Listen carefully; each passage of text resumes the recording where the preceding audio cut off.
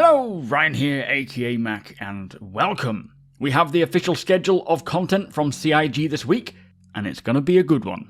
As always, a huge thank you to all of my patrons and channel members, in particular to PID TMS for upping their Patreon pledge, and to my latest channel member, Stason Mason. Thank you so much for the support, it is truly appreciated. So let's start with Tuesday. The narrative team will release a new Galactopedia update, plus the dynamic event week kicks off with both Jumptown and Ninetales Lockdown happening throughout. I will link a post to the schedule for that so you can see when each event is happening. Now on Wednesday, the roadmap will be updated, and I believe it was also mentioned that this will include the fourth quarter, as well as the 3.17.4 patch details. So it should be quite an interesting update with plenty to learn, and of course I will cover all of the changes here on YouTube on Thursday morning. Speaking of Thursday, this week's Inside Star Citizen returns from its 3-week hiatus with a look at the underground facilities that were shown off at this year's CitizenCon, as they have now entered production, so it'll be very interesting learning more about what it'll take to get these in-game, and the scale and scope of these facilities do look pretty vast. We've only seen one type.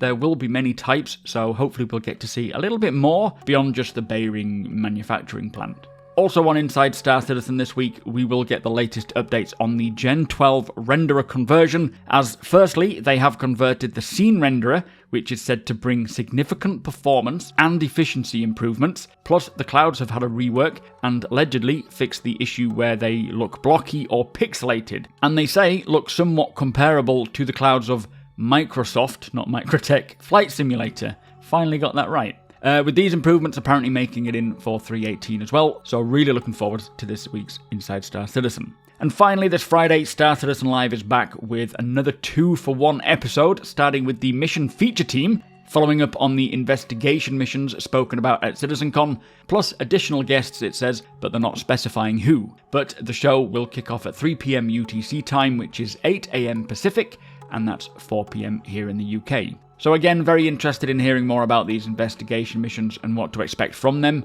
After doing some of these Reclaim a Derelict missions, it is really fun and interesting just looking around and searching and trying to think your way through the mission. So yeah, nice to get another update on this. Now, for the latest on Alpha 3.18, it is still in the developers' hands while they fix the issues found from the initial Evocati stress test, with a message in the Evocati only chat stating that there might be a new Evocati build later this week if all goes well. So fingers crossed they have made the changes and fixes they need, and they can begin rolling out more consistent Evocati patches, with the new expected release date for 3.18 to live being December. Of course, this can still change, but I will be sure to cover everything mentioned throughout the week.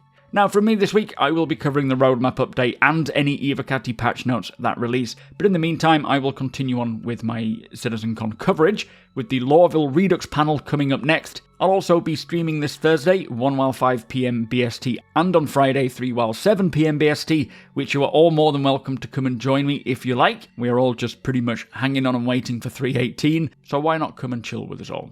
But that is what to expect from CIG this week. Sounds like it's going to be pretty interesting, and hopefully we can see a 3.18 Evo build and get that going. But with that said, if you do enjoy my videos, please do consider subscribing and helping the channel to grow. Hit the thumbs up if you don't mind, it does the channel a big favour, and tick that notification bell if you would like to be notified when my videos go live.